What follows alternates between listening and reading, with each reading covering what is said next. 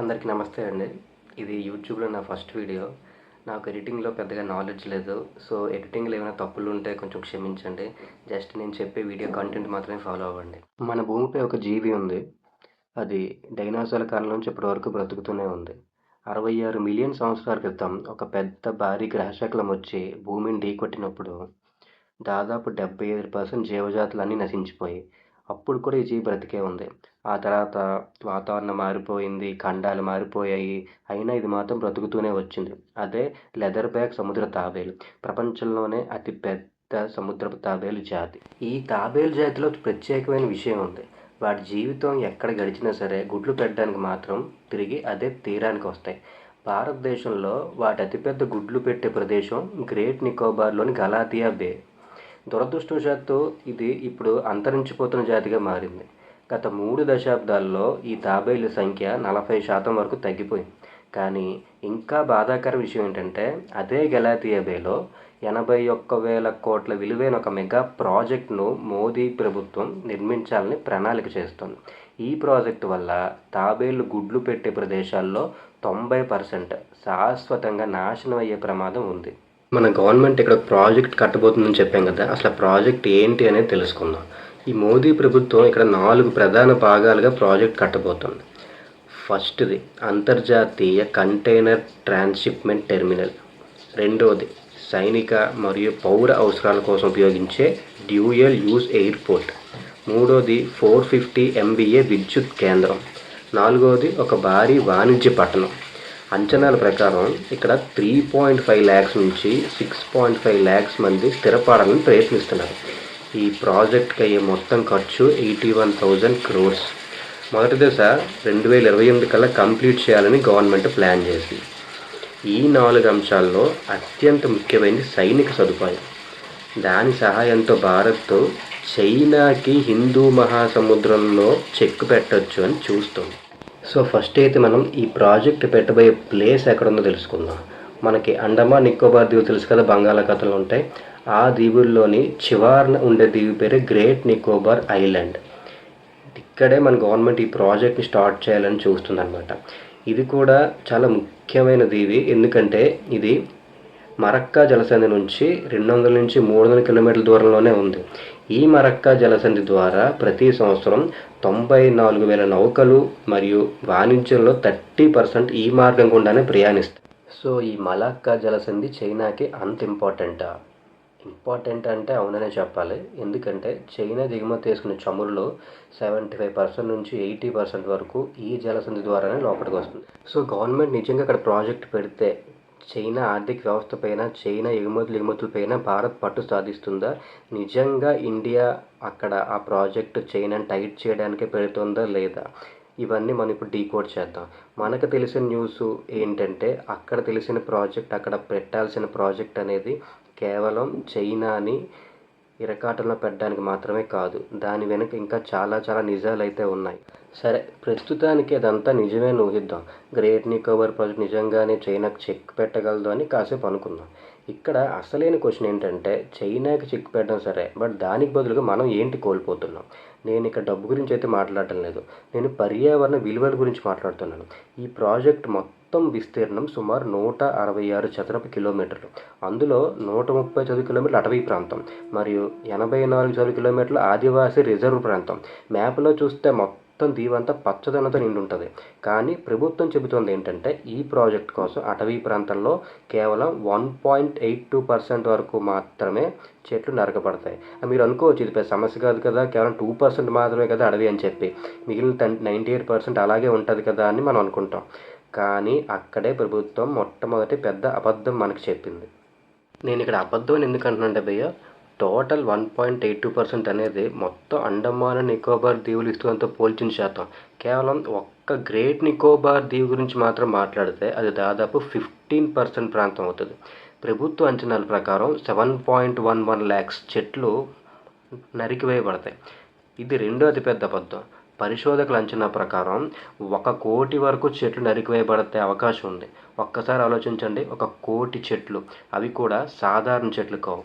ఎందుకంటే అవి 100 సంవత్సరాల నాటి ఎప్పుడూ తాకని సహజ అడవులు. ఇలాంటి ఉష్ణమండల అడవుల్ని మనం జనరల్గా ప్రకృతి ఎయిర్ కండిషనర్స్ అని పిలుస్తాం. ఎందుకంటే వాటి చుట్టూ ఉన్న ఉష్ణోగ్రతను అవి సుమారు 2% వరకు తగ్గించగలం.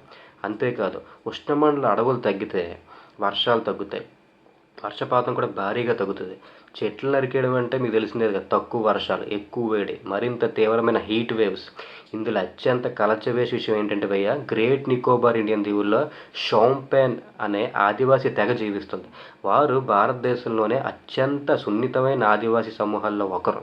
2001 జనగణన ప్రకారం వారి జనాభా కేవలం 229 మంది మాత్రమే. ఈ ప్రజలకు బయటి ప్రపంచంతో ఎటువంటి సంబంధం కూడా లేదు. కానీ ఈ ప్రాజెక్ట్ ఇప్పుడు వారి ఉనికినే పూర్తిగా అంతం చేసే ప్రమాదంలో ఉంది. మనమైతే ముందే చెప్పుకున్నాం, షాంపెన్ తెగవారు మన ఆధునిక నాగరికతకి చాలా దూరంలో ఉంటారని చెప్పేసి. కానీ ఇప్పుడు ఈ ప్రాజెక్ట్ వల్ల ఏమవుతుందంటే, అందరూ అక్కడికి వెళ్ళడం వల్ల, వాళ్ళతో పరిచయాలు పెంచుకోవడం వల్ల వాళ్ళ వ్యాధి నిరోధక శక్తి అసలే తక్కువ కాబట్టి వాళ్ళకి కొత్త కొత్త వ్యాధులు వచ్చే అవకాశం అయితే ఉంది. అలాంటి వ్యాధులను వాళ్ళు ఎప్పుడు జీవితంలో కూడా చూసి ఉండరు. వారి రోగ నిరోధక శక్తి కూడా ఆ వ్యాధులను ఎదుర్కొనేలా తయారు కాలేదు. మీకు ఇంకో విషయం చెప్తాను. ఫస్ట్ టైం యూరోపియన్స్ మొదట అమెరికాలో ప్రవేశించినప్పుడు కొన్ని అమెరికన్ తెగవాసి వాళ్ళతో ఇదే జరిగింది. వాళ్ళ రోగ నిరోధక శక్తి, కొత్త వ్యాధులు తట్టుకునే శక్తి లేకపోవడం వల్ల అప్పట్లో లక్షల మంది అమెరికన్ తెగవారు అయితే మరణించారు. అలాగే ఇంత భారీ స్థాయిలో చెట్లను నరికేయడం, దీన్ని శాశ్వతంగా మార్చేయడం వల్ల వారి ఆహార వనరులు టోటల్గా నాశనం అయిపోతాయి. అందుకే సర్వైవల్ ఇంటర్నేషనల్ ఐక్యరాజ్య సమితి ఒక లెటర్ రాసింది. ఆ లేఖలో ఈ ప్రాజెక్టు వల్ల షాంపెన్ తెగ వారికి మరణశిక్షలా ఉంది అని హెచ్చరించింది. ఇంకో మెయిన్ మ్యాటర్ ఏంటంటే, ఈ దీవిలోని 16,150 కంటే ఎక్కువ పగడపు కాలనీలు అంటే కోరల్ రీఫ్స్ ఉన్నాయి. అవన్నీ కూడా నాశనం అవుతాయి. ప్రభుత్వం చెబుతుంది ఏంటంటే, ఈ పగడపు కాలనీలను వేరే చోట షిఫ్ట్ చేసేస్తాము, ప్రాబ్లం లేదు అని చెప్పి. కానీ శాస్త్రవేత్తలు ఏం చెప్తున్నారంటే దీన్ని పూర్తిగా కొట్టిపడేశారు. ఎందుకంటే కోరల్ రీఫ్స్ని సులభంగా ఒక చోట నుంచి ఇంకో చోటికి మార్చలేరు. కోరల్ కాలనీలు మార్పిడి అనేది ఇంకా ప్రయోగ దశలోనే ఉంది. అది జరుగుతుందా లేదా అనేది కూడా తెలియదు. తీరా జరిగినా సరే అది జరగడానికి 10, 20, 30 సంవత్సరాల వరకు టైం పట్టే అవకాశం అయితే ఉంది. ఇక ఇక్కడ ఉండే జీవజాతుల విషయానికి అయితే వస్తే, ఇక్కడ లాంగ్ టైడ్ మకాక్ అనే కోతులు కూడా ఉన్నాయి. వీటిని క్రాబ్ ఈటింగ్ మంకీస్ అని కూడా అంటారు. ఈ కోతులు ప్రధానంగా నికోబార్ దీవుల్లోనే కనిపిస్తాయి. ఇతర ప్రాంతాల్లో ఉండే అధిక ఉష్ణోగ్రత, తేమ ఈ కోతులు అయితే తట్టుకోలేవు. ఈ దీవులో కనిపించే అనేక మొక్కలు మరియు జంతు జాతుల ప్రపంచంలో మరి ఇంకెక్కడ మనకు కనబడవు. నికోబార్ మెగాపోర్ట్ ప్రాంతం మెల్లగా ఒక అంతరించిపోతున్న జాతుల ప్రాంతంగా అయితే మారిపోతుంది. నికోబార్లో ట్రీ ష్రూ అనే ఇంకొక అరుదైన జాతి జీవి కూడా ఇక్కడ నివసిస్తుంది. అందుకే 2013లో యునెస్కో దీన్ని బయోస్పియర్ రిజర్వ్గా కూడా ప్రకటించింది. అయితే ఇక్కడ ఇంకో ప్రశ్న ఏంటంటే, యునెస్కో ఈ దీవిని బయోస్పియర్ రిజర్వ్గా ప్రకటించిన తర్వాత కూడా ఈ ప్రాజెక్టుకి ప్రభుత్వానికి అనుమతి ఎలా లభించింది? ఇక్కడే ప్రభుత్వం మోసం అయితే మనకు బయటపడుతుంది భయ్య. ఎప్పుడైనా అడవి భూమిపై ఒక ప్రాజెక్టు నిర్మించాలంటే ఒక నిర్దిష్టమైన ఒక ప్రక్రియ ఉంటుంది. 2006 అటవీ హక్కుల చట్టం ప్రకారం ప్రభుత్వం అడవిని నరికేయాలనుకుంటే ముందుగా అక్కడ నివసించే ప్రజలు అనుమతి అయితే తీసుకోవాలి. దీనికోసం ఒక ఉపవిభాగ స్థాయి కమిటీ ఏర్పాటు చేయాలి. కమిటీ భూములు ఎవరు నివసిస్తున్నారు మరియు వారు తమ భూమిని ప్రాజెక్టు కోసం ఇవ్వడానికి సిద్ధంగా ఉన్నారా లేదా అన్ని పరిశీలించాలి. ఈ ప్రక్రియ పూర్తి కాకుండా అటవీ భూమిని మాత్రం మళ్లించడం చట్ట విరుద్ధం. కానీ ఇక్కడ ఆ ప్రక్రియ సరైన విధంగా అసలు జరగలేదు. అటవీ హక్కుల చట్టంలో సెక్షన్ 5C ప్రకారం ఈ కమిటీలో కనీసం 2 షెడ్యూల్డ్ ట్రైబ్ సభ్యులు ఉండాలి. కానీ ఈ కమిటీలో కేవలం ఒకే ఒక నికోబార్ సభ్యుడు మాత్రమే ఉన్నాడు. ఇంకా ఏ పెద్ద ప్రాజెక్టుకైనా ముందు ఎన్విరాన్మెంటల్ ఇంపాక్ట్ అసెస్మెంట్ అంటే పర్యావరణ ప్రభావ అధ్యయనం చేయడం తప్పనిసరి. కానీ దీనిలో ఈ ప్రాజెక్టు పర్యావరణంపై ఎంత ప్రభావం చూపుతుందో అధ్యయనం చేయలేదు. సాధారణంగా ఈ ప్రక్రియకి నెలల టైం పట్టవచ్చు, కొన్నిసార్లు సంవత్సరాల టైం కూడా పట్టవచ్చు. ఎందుకంటే నిపుణులు స్వయంగా అక్కడికి వెళ్ళి ప్రాజెక్టు ప్రభావాన్ని పరిశీలించాలి. కానీ గ్రేట్ నికోబార్ EIA విషయంలో మాత్రం ఈ ప్రక్రియ కేవలం 6 to 7 డేస్లోనే కంప్లీట్ అయిపోయింది. వాళ్ళు ఏంటంటే ఓన్లీ సెలెక్టెడ్ డేటాను మాత్రమే చూపించారు. ప్రాజెక్టుకి యాంటీగా ఉండే ఎటువంటి అంశం కూడా రిపోర్ట్లో చేర్చలేదు. 1997లో గలాథియా బేస్ను వన్యప్రాణి సంరక్షణ కేంద్రం ప్రకటించింది. కానీ 2021 జనవరిలో ప్రభుత్వం అకస్మాత్తుగా దాన్ని తీసేసింది. అంటే వన్యప్రాణి సంరక్షణ కేంద్రం కాదని ప్రకటిస్తూ దాన్ని డీనోటిఫై చేసింది. దీంట్లో షాకింగ్ విషయం ఏం చెప్పాలా, ప్రభుత్వానికి చెందిన National Centre for Sustainable Coastal Management 2020లో గ్రేట్ నికోబార్ దీవి మ్యాప్ను రూపొందించినప్పుడు తీర ప్రాంతం చుట్టూ ఉన్న కోరల్ రీఫ్స్ స్పష్టంగా కనిపించాయి అందులో.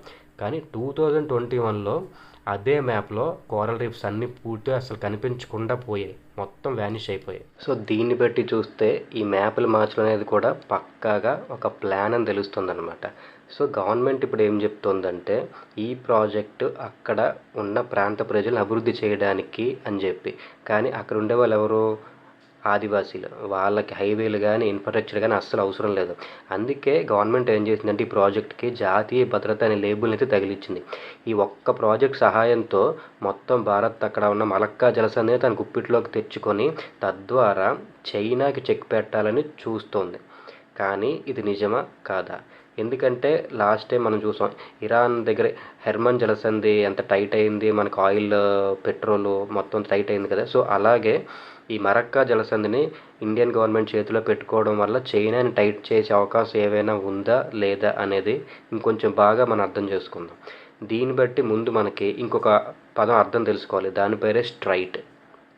ఈ స్ట్రైట్ అంటే ఏంటంటే రెండు పెద్ద జల ప్రాంతాలు కలిసే సన్నని సముద్ర మార్గం. ఈ మలక్కా జలసంధి కూడా అలాంటిదే. ఇది హిందూ మహాసముద్రాన్ని దక్షిణ చైనా సముద్రంతో కలుపుతుంది. యాక్చువల్గా ఈ మార్గం అనేది సమాత్రా, మలేషియా ఇంకా సింగపూర్ మధ్యలో ఉంటుంది. దానిలో అత్యంత సన్నని భాగం సింగపూర్ సమీపంలో, అంటే సింగపూర్కి చాలా దగ్గరగా ఉంటుంది. ఇది కేవలం 2.8 కిలోమీటర్స్ వెడల్పు మాత్రమే. దీని రెండవ సన్నని ప్రాంతం అది మలాయా ద్వీపం దక్షిణ పడమర చివరిలో ఉంటుంది. అది 15 కిలోమీటర్స్ వెడల్పు. ఇవే అసలైన choke points Singapore and Malaysia దగ్గర ఉంటాయి. కానీ సో దీన్ని బట్టి మనం ఏం అర్థం చేసుకోవాలంటే గవర్నమెంట్ చెప్పినట్టు ఈ ప్రాజెక్ట్కి చైనాని చోక్ చేయడానికి, చైనా ఎగుమతులు దిగుమతుల మీద మన కంట్రోల్ తీసుకోవడానికి అస్సలు సాధ్యం కాదు. ఎందుకంటే ఆ చోక్ పాయింట్స్ అనేవి అసలు గ్రేట్ ఇండియన్ నికోబార్ దీవుల దగ్గర ఉండవు.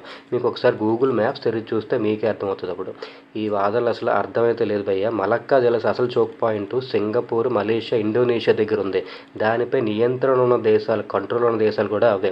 గ్రేట్ నికోబార్కి ఆ చోక్ పాయింట్కి చాలా చాలా దూరంలో అయితే ఉంది. ఎవరైనా నిజంగా మలక్కా జలసంధిని చోక్ చేసే సామర్థ్యం కలిగి ఉంటే అది సింగపూర్, ఖచ్చితంగా ఇండియా అయితే కాదు. కానీ గ్రేట్ ఇండియా నికోబార్లో ఇప్పటికే ఇండియాకి సంబంధించిన చాలా రకాల మిలిటరీ స్థావరాలు ఉన్నాయి. ఐఎన్ఎస్ బాజ్ అనే నౌకాదళ వైమానిక కేంద్రం ఉంది, ఒక ఎయిర్ స్ట్రిప్ కూడా ఉంది, పోర్ట్ బ్లెయిర్లో త్రివిధ దళాల కమాండ్ సెంటర్ ఉంది, అంటే పర్యవేక్షణ, సర్వేలెన్స్ అక్కడి నుంచి కూడా చేయొచ్చు. సో ఇప్పుడు మనం ఒకసారి చైనా వైపు నుంచి కూడా ఆలోచిద్దాం భయ్య. చైనా ఇలా ఏ దేశమైనా చేస్తుంది అని తెలిసి, దానికి ముందే తెలిసి అది చాలా చాలా ఆల్టర్నేటివ్స్ అయితే ఉంచుకుంది. ఈ ఆల్టర్నేటివ్స్ ఏంటి అనేది మనం ఒక్కొక్కటిగా చూద్దాం. ఫస్ట్ది చైనా మయన్మార్ పైప్ లైన్స్. మయన్మార్లో క్యూబ్కు పోర్ట్ నుంచి చమురు ఇంకా గ్యాస్ పైప్ లైన్స్ నేరుగా చైనాలోని యువాన్ ప్రావిన్స్కి వెళ్తాయి. దీనివల్ల మలక్కా జలసంధిని పూర్తిగా దాటియచ్చు. రెండవది China Pakistan economic corridor. First నౌకలు పాకిస్తాన్లోని గ్వాదర్ పోర్ట్కి వెళ్తాయి, అక్కడి నుంచి చమురు చైనాకి వెళ్తుంది. నెక్స్ట్ మూడవది చైనా ఇప్పుడు నేరుగా మధ్య ఆసియా నుంచి కూడా చమురు తెచ్చుకుంటుంది. వారి చమురు సరఫరా దాదాపు 100% అక్కడి నుంచే వస్తుంది. నెక్స్ట్ ఫోర్త్ వన్ రైల్వే కారిడార్లు చైనాను యూరోప్ను కలుపుతున్నాయి. నెక్స్ట్ ఐదవది చైనాకు ఆర్కిటిక్ సముద్ర మార్గాలు కూడా ఉన్నాయి. బెల్ట్ అండ్ రోడ్ ఇన్స్టిట్యూట్ కింద చైనా పోలార్ సిల్క్ రోడ్ కూడా నిర్మిస్తోంది. రష్యా ఉత్తర సముద్ర మార్గం ద్వారా కూడా మలక్కా ఇంకా హెర్మజ్ మార్గాలు దాటాలని కూడా చూస్తోంది. నెక్స్ట్ లాస్ట్ది చైనాకి సముద్రంలో ఇంకా అనేక ప్రత్యామ్నాయ మార్గాలు, ఇంకా చాలా ఆల్టర్నేటివ్స్ అయితే ఉన్నాయి. అవి ఏంటంటే సోండా మరియు లోంబక్ జలసంధులు, వాటి ద్వారా కూడా చైనా ఎగుమతులు దిగుమతులు బయట ప్రపంచానికి వెళ్ళొచ్చు, రావచ్చు. ఇన్ని ప్రత్యామ్నాయ మార్గాల వల్ల చైనాకి ఎక్కువ ఖర్చు అవుతుంది. కానీ ఆ ఖర్చును భరించే సామర్థ్యం చైనాకైతే ఖచ్చితంగా ఉంది. కాబట్టి మనం ఇండియన్ నికోబార్ బార్ దగ్గర మన గవర్నమెంట్ ప్రాజెక్టును పెట్టి మలక్కా జలసంధిని బ్లాక్ చేస్తే చైనా ఆర్థిక వ్యవస్థ కుప్పకూలుతోంది అని చెప్పడం పూర్తిగా అవివేకం. కానీ దీనికంటే ఇంకా అవివేకం విషయం ఏంటో తెలుసు భయ్య. గ్రేట్ నికోబార్ ప్రాజెక్ట్ ద్వారా భారత్ మలక్కా జలసంధిని బ్లాక్ చేయగలని మనల్ని నమ్మించడం, ప్రభుత్వం మనల్ని నమ్మించడం. కానీ అసలు ప్రభుత్వం ఉద్దేశం ఏంటి? ప్రాజెక్ట్ ప్లాన్లో అసలు ఏం రాసి ఉందో తెలుసా? Last week hit the Times of హిందూలో ఒక ఆర్టికల్ వచ్చిందనమాట. సో దీని ప్రకారం అక్కడ ఏమేమి కడుతున్నారో తెలుసా? క్యాసినోస్, రిసార్ట్స్, అడ్వెంచర్ స్పోర్ట్స్, ఇంకా ఎంటర్టైన్మెంట్ క్లస్టర్స్. నిజానికి 166 చదరపు కిలోమీటర్ల ప్రాజెక్ట్ ప్రాంతంలో 149 చదరపు కిలోమీటర్లపై ఒక భారీ ఇంటిగ్రేటెడ్ టౌన్షిప్ నిర్మించబోతున్నారు. అంటే ఒక ప్రకృతి సంరక్షణ ప్రాంతంలో క్యాసినోలు నిర్మించడానికి మన గవర్నమెంట్ ప్రయత్నిస్తుంది. సో ట్రంప్ అయినా, చైనా అయినా తమకంటే ఎప్పుడు శక్తివంతమైన వాళ్ళలో వాళ్ళ కాళ్ళ దగ్గర మాత్రం పడతారు. కానీ పోరాడలేని పేద ఆదివాసీలు, బలహీనమైన ప్రజలు ఉంటారు చూడండి, వాళ్ళ దగ్గర మాత్రం వాళ్ళు ఖచ్చితంగా దోచుకుంటారు. ఇంకోసారి ఈ ప్రాజెక్టు వెనుక ఎప్పుడు వినిపించే పేరేంటో తెలుసా భయ్య? ఈ ప్రాజెక్ట్ కట్టడానికి దాదాపు 11 కంపెనీస్ లిస్ట్ అయ్యాయి. వాటిలో ఒక company the great Adani ports. So మీరు అర్థం చేసుకోండి, ఈ ప్రాజెక్టు దేశ క్షేమం కోసమా లేక ఇంకేమైనా లాభాల కోసమా అని చెప్పి. సో ఈ వీడియో కోసం నేను ఇంటర్నెట్లో చాలా వెతికాను. ఇప్పుడు నేను చెప్పేవన్నీ కూడా నేను చాలా డీప్గా రీసెర్చ్ చేసి డీకోడ్ చేయడానికి ప్రయత్నించినవే. ఈ వీడియో కనుక మీకు నచ్చితే నాకు ఖచ్చితంగా సబ్స్క్రైబ్ చేయండి భయ్య, ఎందుకంటే దీనికోసం నేను చాలా కష్టపడ్డాను. నాకు తెలిసి చాలా టఫ్ సబ్జెక్ట్, టఫ్ పాయింట్, కానీ ఇదేనా ఫస్ట్ వీడియో అవ్వాలని చెప్పేసి నేను బాగా కోరుకున్నాను. ఇంకో విషయం ఏంటంటే, దీనికి కన్క్లూజన్ ఏమి ఇద్దాం అనుకుంటున్నానంటే భయ్య, ఈ ప్రాజెక్ట్ అక్కడ కట్టడం వల్ల గవర్నమెంట్కి లాభం ఉండొచ్చు, ఉండకపోవచ్చు, కానీ అక్కడ ఉండే పర్యావరణం మొత్తం నాశనం అయిపోతుంది. దీనివల్ల చైనాకి చెక్ పెట్టకపోవడం తర్వాత సంగతి, కానీ అక్కడ ఉన్న మొత్తం టోటల్ ఏరియా అంతా నాశనం అయిపోతుంది భయ్య. సో ఇది నేను ఇచ్చే కన్క్లూజన్. ఎక్కడైనా గవర్నమెంట్ మారి లేదా ఇంకేమైనా న్యాయపరమైన చర్చలు ఏమైనా తీసుకొని ముందుకెళ్తే బాగుంటుందేమో. ఇంతైతే నేను చెప్పగలను. నాకైతే ఈ వీడియో చేయడానికి చాలా రీసెర్చ్ చేశాను భయ్య. మీరు ఈ వీడియో చూసి కొత్త విషయం నేర్చుకున్నారని అనుకుంటే, నా నుంచి మీకు ఇలాంటి ఇన్ఫర్మేషన్ వీడియోస్ నా స్టైల్లో డీప్గా డీకోడ్ చేసి చెప్పాలి అనుకుని మీరు అనుకున్నట్లయితే దయచేసి నాకు సపోర్ట్ చేయండి భయ్య. నా ఛానల్ సబ్స్క్రైబ్ చేసి వీడియోకి లైక్ కొట్టండి. అండ్ మీకు ఈ వీడియోలో ఏమైనా విషయం నచ్చినా నచ్చకపోయినా దయచేసి కామెంట్ చేయండి భయ్య. కామెంట్ చేస్తేనే మీకు నచ్చిందా నచ్చలేని విషయం నాకు తెలుస్తుంది. Okay, this is Sai Kumar. I decode everything, the news behind the real news. Bye.